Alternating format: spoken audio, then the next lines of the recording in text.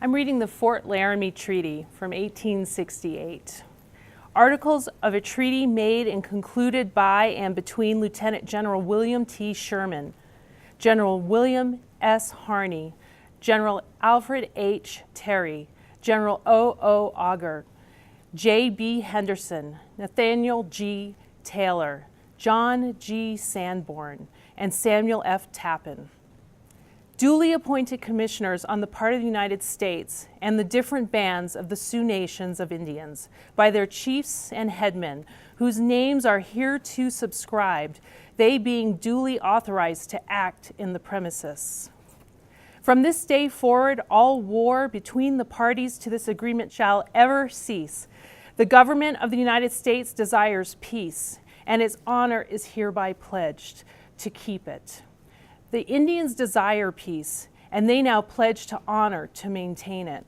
If bad men among the whites or among other peoples subject to the authority of the United States shall commit any wrong upon the person or property of the Indians, the United States will, upon proof made to the agent and forwarded to the Commissioner of the Indian Affairs at Washington City, proceed at once to cause the offender to be arrested and punished according to the laws of the United States, and also reimburse the injured person for the loss sustained. If bad men among the Indians shall commit a wrong or depredation upon the person or property of nay one, white, black, or Indian, subject to the authority of the United States, and at peace therewith, the Indians herein named solemnly agree that they will, upon proof made to their agent and notice by him, deliver up the wrongdoer to the United States, to be tried and punished according to its laws, and in case they willfully refuse to do so, the person injured shall be reimbursed for his loss from the annuities, or the monies due or become due from them under this or other treaties made with the United States and the President. On advising with the damages under the provisions of this article, and his judgment may be proper, but no one sustaining loss while violating the provisions of this treaty or the laws of the United States shall be reimbursed therefor.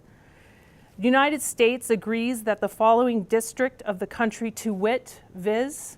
commencing on the east bank of the Missouri River, where the 46th parallel of north latitude crosses the same, thence along low water mark down said east bank to a point opposite where the northern line of the state of Nebraska strikes the river. Thence west across said river and along the northern line of the Nebraska to the 104th degree of longitude west from Greenwich. Thence north on said meridian to a point where the 46th parallel of the north latitude intercepts the same. Thence due east along said parallel to the place of the beginning. And in addition thereto, all existing reservations of the east back to said river shall be, and the same is set apart for the absolute and undisturbed use, occupation of the Indians herein named, and for such other friendly tribes or individual Indians as from time to time they may be willing, with the consent of the United States, to admit amongst them. And the United States now solemnly agrees that no persons except those herein designated and authorized to do so, and except such officers, agents, and employees of the government as may be authorized to enter upon Indian reservations in discharge of duties enjoined by law, shall ever be permitted to pass over, settle upon, or reside in the territory described in this article, or in such territory as may be added to this reservation for the use of said Indians, and henceforth they will do hereby relinquish all claims or right in and to any portion of the United States or territories, except such as embraced within the limits aforesaid, and except as hereinafter provided. As any Indian or Indians receiving a patent for land under the foregoing provisions shall thereby and thenceforth become a citizen of the United States and be entitled to all the privileges and immunities of such citizens, and shall at the same time retain all his rights to benefits accruing to Indians under this treaty. In order to ensure the civilization of the Indians entering into this treaty, the necessity of education is admitted, especially of such of them as are or may be settled on said agricultural reservations, and they therefore pledge themselves to compel their children, male and female, between the ages of 6 and 16 years, to attend school, and it is hereby made the duty of the agent for the said Indians to see that this stipulation is strictly complied with. And the United States agrees that for every 30 children between said ages who can be induced or compelled to attend school, a house shall be provided, and a teacher competent to teach the elementary branches of an English education shall be furnished, who will reside among the said Indians and faithfully discharge his or her duties as a teacher. The provisions of this article to continue for no less than the next 20 years. In lieu of all sums of money or other annuities provided to be paid to the Indians herein named under any treaty or treaties hereforto made, the United States agrees to deliver at the agency house on the reservation herein named on or before the first day of August of each year for 30 years the following articles to wit.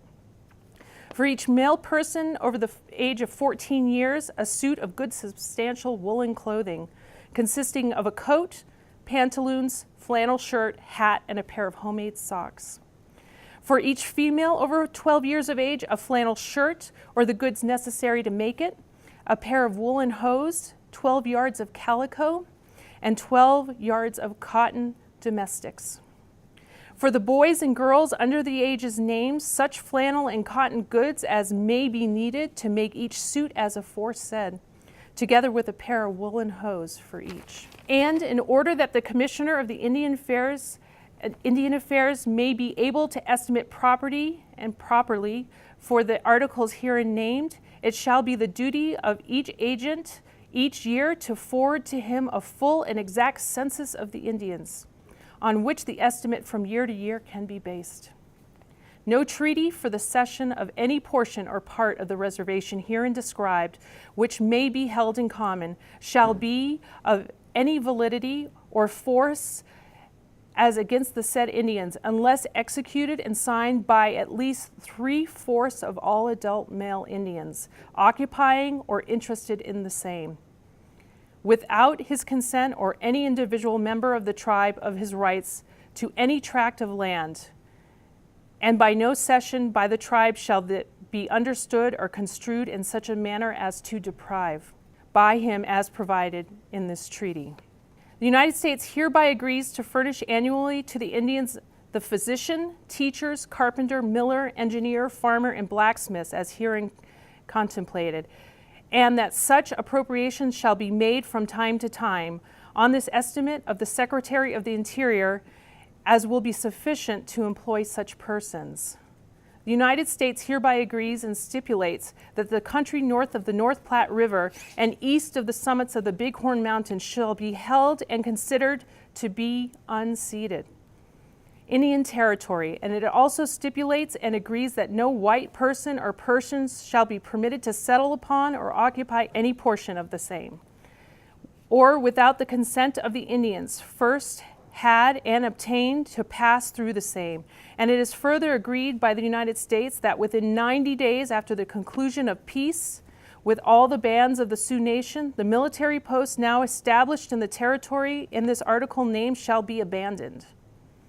and that the road leading to them and by them to the settlements in the territory of Montana shall be closed. It is hereby expressly understood and agreed by and between the respective parties to this treaty that the execution of this treaty and its ratification by the United States Senate shall have the effect and shall be construed as abrogating and annulling all treaties and agreements heretofore entered in between the respective parties hereto, so far as such treaties and agreements obligate the United States to furnish and provide money, clothing, and other articles of property to such Indians and bands of Indians as becomes party to the treaty, but no further. In testimony of all which we, the said commissioners, and we, the chiefs of the headmen of the Sioux Nation, have hereunto set our hands and seals at Fort Laramie, Dakota Territory, this 29th day of April, and the year 1868. This is really important because this is the treaty that's being broken right now up at Standing Rock. This is really important to hear. Our hearts and our heads and we need to be in line. We need to know what these treaties hold. We know there are treaties, but probably most of us have never read them. And we certainly probably have never heard them. Thank you.